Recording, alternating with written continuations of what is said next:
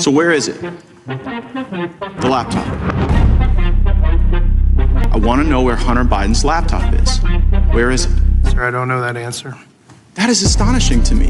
Has FBI Cyber assessed whether or not Hunter Biden's laptop could be a point of vulnerability, allowing America's enemies to hurt our country? I'm holding the receipt from Max Computer Repair, where in December 2019, they turned over this laptop to the FBI. And what now you're telling me right here is that as the assistant director of FBI Cyber, you don't know where this is after it was turned over to you 3 years ago. Yes, sir, that's an accurate statement. I seek unanimous consent to enter into the record of this committee the contents of Hunter Biden's laptop, which I'm in possession of. Hey guys, how you doing today? How's your family? Hope you're staying healthy, hope you're safe, hope you're staying hydrated.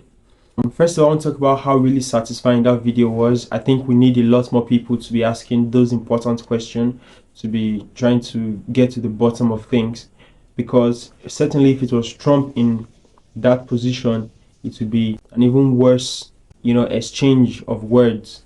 But I think it's odd and very strange that the FBI or the FBI representative could not even offer any meaningful answers. He couldn't give any answers. He just kept deflecting, and he was being asked important, relevant questions, and he just kept on deflecting and going through all kinds of loopholes and trying to escape the questions he was being asked, which is wrong. Nobody earning taxpayer dollars should be able to deflect questions when being asked to answer. The FBI are paid very well, and yet, as we can see, they have been weaponized by the Democratic Party.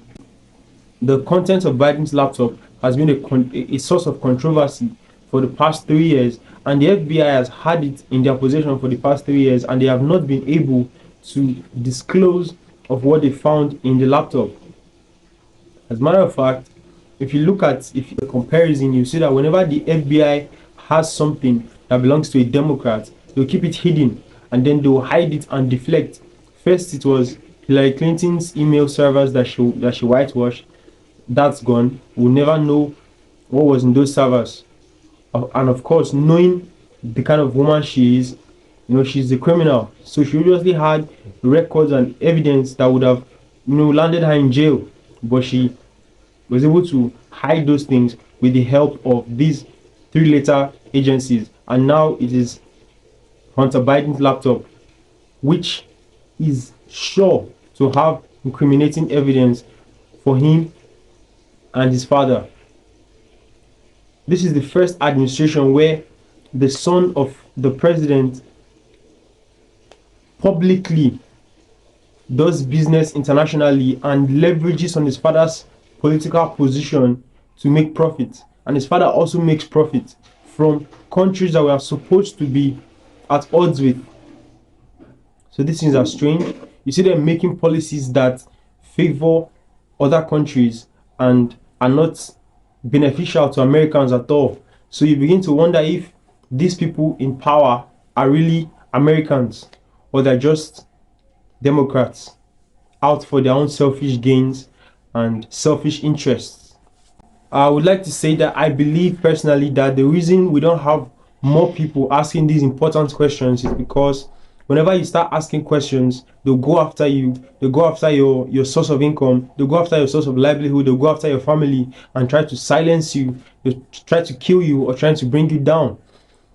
Like this Matt Gaetz in question, if you search Matt Gaetz on Google, you are going to discover that he has sex trafficking charges, which is odd. Every single Republican who is asking questions has one lawsuit or the other, or is being attacked by the media in one way or the other. So they use the Constitution against you, they use the law against you, and then they use the media against you.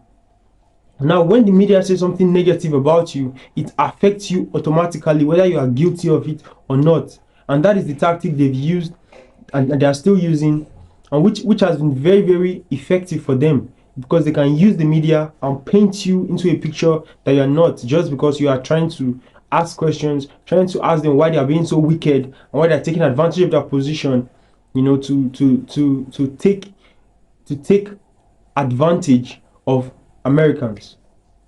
Now, and that is really obvious if you look at the current administration.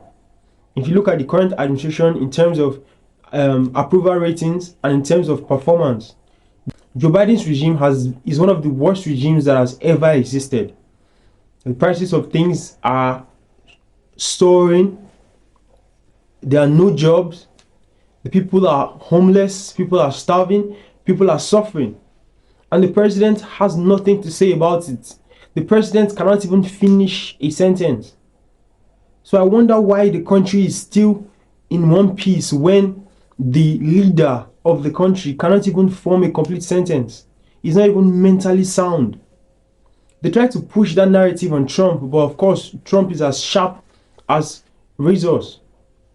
He was able to defend himself. He was able to speak for himself. He was able to banter, was able to exchange words with the media, exchange words with other politicians, exchange words with lawyers, and even was able to dominate other countries, was able to maintain peace. Trump's tenure was the most peaceful tenure in a very, very long time. And now Joe Biden is back and there's war everywhere. Prices of things are at an all-time high. And the US, and it's even so bad because the media is saying nothing about it. The media did not have anything negative to report about Trump, so they had to start reporting about things that made no sense. Trump held a bottle of Coke. Trump's hair. Trump tweeted something and he didn't spell it correctly. There was literally nothing bad to say about Trump, so they had to start inventing things, negative things to say about him. But now in Joe Biden's time, Joe Biden cannot even complete a sentence, cannot even walk properly, cannot even read the teleprompter without adding the things he shouldn't say. And the media is saying nothing about it. Instead, the media is hiding their sins. The media is hiding their crimes. So I want to offer a word of encouragement to those of you who can see what is going on, and those of you who are touched and affected by this current administration. Don't give up. Sooner or later, Trump will come back and things will go back to the way they were. Things might even become better than they were. Thank you for watching. Please consider subscribing if you haven't, and drop a like. Thank you.